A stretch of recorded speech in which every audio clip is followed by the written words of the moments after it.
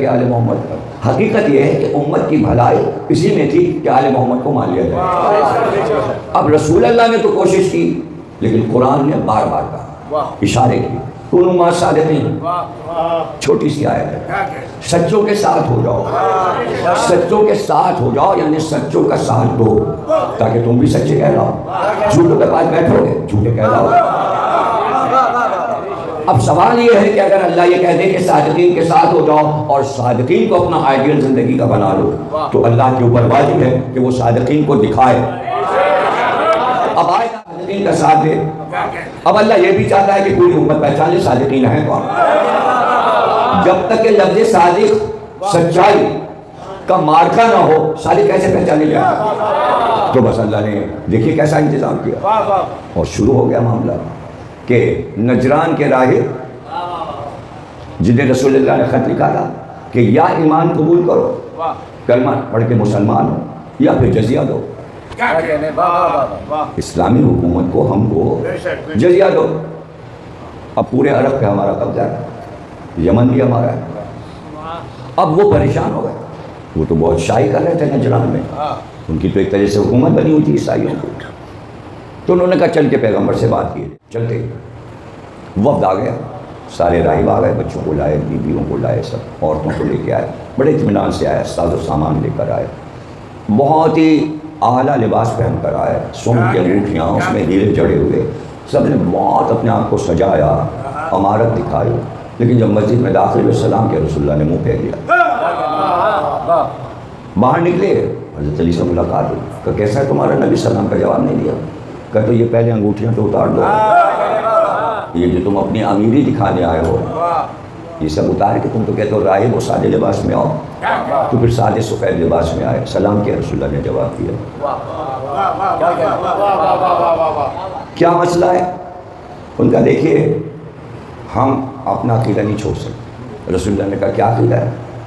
کہ دیکھیے ہمارا عقیدہ یہ ہے کہ خدا جو ہے تین میں, تثلیث یعنی تین, روح القدس یعنی جبریل, مریم اور عیسیٰ, یہ تین جب مل گئے تو اللہ بن گیا. یہی اللہ نے تینوں. آپ نے کہا یہ شرک ہے, یہ تمہارا عقیدہ غلط ہے. یہ سورہ آل عمران ہے, اس میں یہ گفتگو ہو رہی ہے اور یہ وفد آیا ہے. تیسرا سورہ ہے کلام پاک, سورہ بقرہ, سورہ غم کے بعد, اور پھر سورہ آل عمران. وہ نہیں مانے, کہنے نہیں ہم تو عیسیٰ کو خدا ہی مانتے ہیں, خدا کا بیٹا مانتے ہیں. سرکار نے کہا کہ کیوں مانتے ہو خدا کا بیٹا؟ کہ اس لیے کہ ان کے باپ نہیں تھے. آپ نے کہا یہ تو بیار نہیں ہو کہ جس کے باپ نہ ہو تو وہ خدا کا بیٹا ہو جائے. اگر ایسا ہے تو آدم پہلے حقدار ہیں کہ وہ خدا کے بیٹا, ان کے تو باپ ماں بھی نہیں تھی, پہلے وہ خدا کے بیٹا. اس کے بعد بھی وہ ضد پہ رہے, نہیں مانے. ایک دن آئے, دوسرے دن آئے, آیتوں پہ آیتیں آ رہی ہیں اور جبریل آیتیں لا رہے ہیں, اس طرح مانو, اس طرح مانو, اس طرح مانو, دلائل دیے جا رہے ہیں. بحث ہوتی رہی, نہیں مانے. اس کے بعد آخری بار جس کے بعد فیصلہ ہوا, آیت آئی فمن حاجک فیہ من بعد ما جاءک من العلم فقل تعالوا ندعو ابناءنا وابناءکم انفسنا وانفسکم ثم نبتہل فنجل لعنت اللہ علی الکاذبین. لیکن اس میں سچ کا لفظ نہیں آیا, اس میں جھوٹ کا لفظ آیا. اس میں یہ کہا گیا کہ آؤ ہم تم بیٹھتے ہیں جو جھوٹا ہے یعنی جب جھوٹا پہچان لیا جائے گا تو سچا آپ سے آپ پہچان لیا جائے گا. تو آپ نے جو فیس بک پہ یہ مسئلے اٹھائے ہوئے ہیں اور جھوٹوں کو دکھا کے آپ تو بھائی آپ غلطی کر رہے ہیں, سچے آپ سے آپ پہچانے جائیں گے. اور وہی ہوگا جیسے موبائل میں ہوگا, کسی کو واقعہ مباہلہ کہتے ہیں.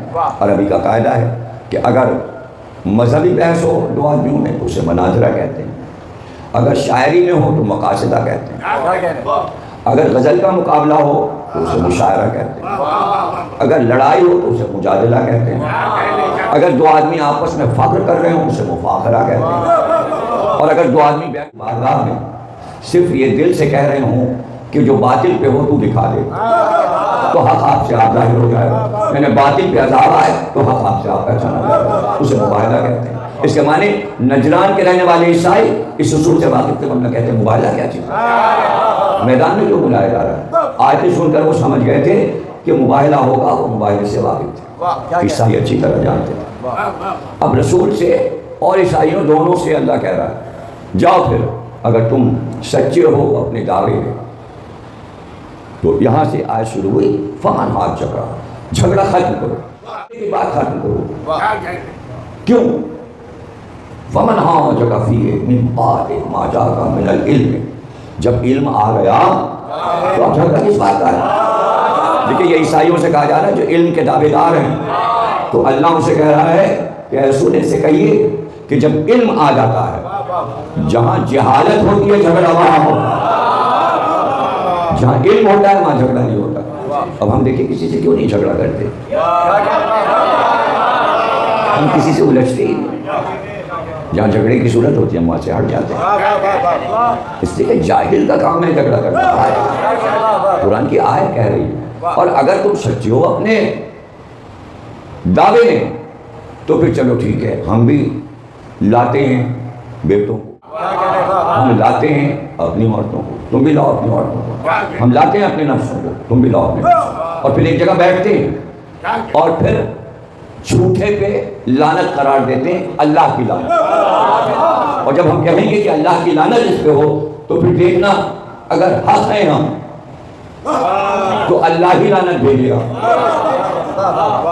کتنا بڑا مارکا ہے، بدر سے بڑا مارکا، احد سے بڑا مارکا، خندق و خیبر سے بڑا مارکا، فتح مکہ اور حنین سے بڑا مارکا۔ کیوں؟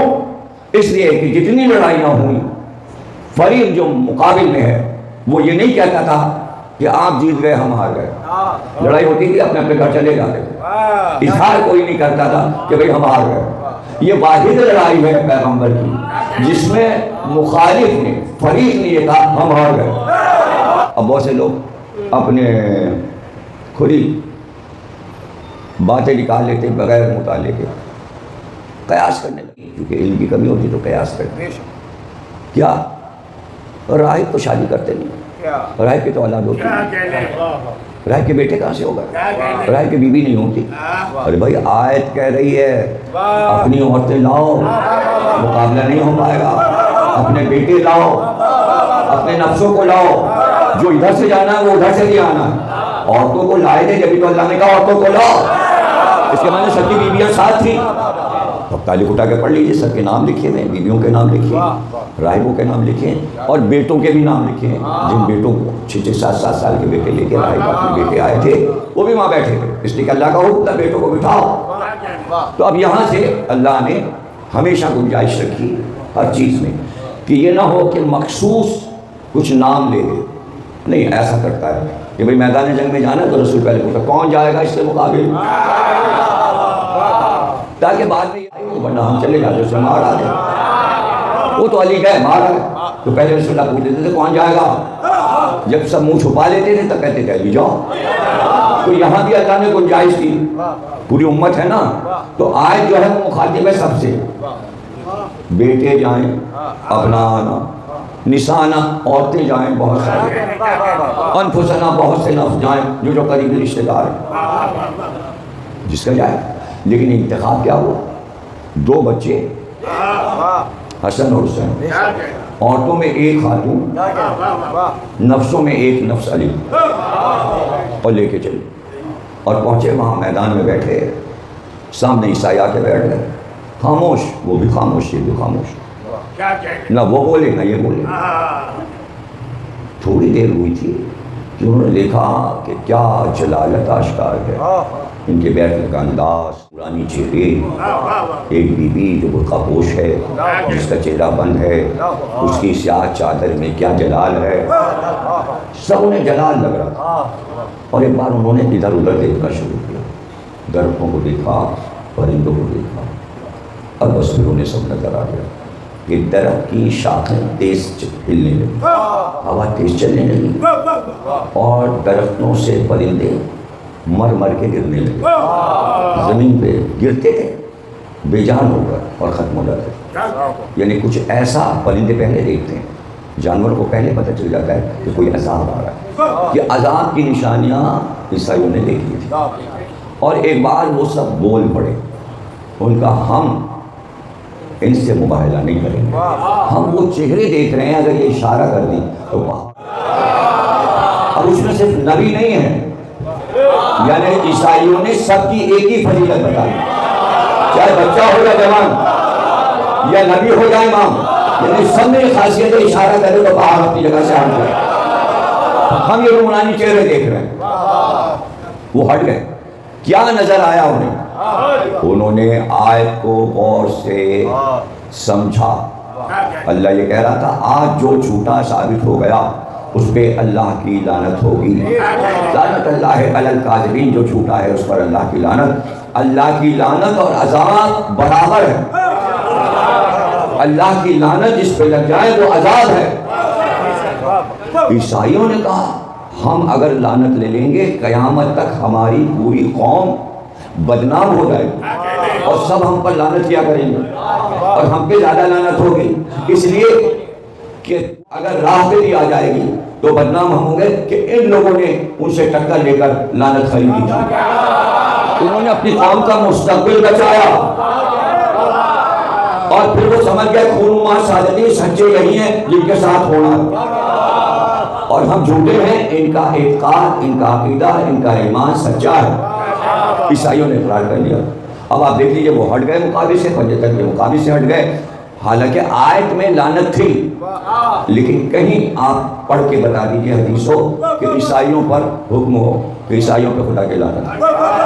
بولتا بڑا عیسائیوں پہ نہ، اس لیے کہ وہ مقابل سے ہٹ گئے.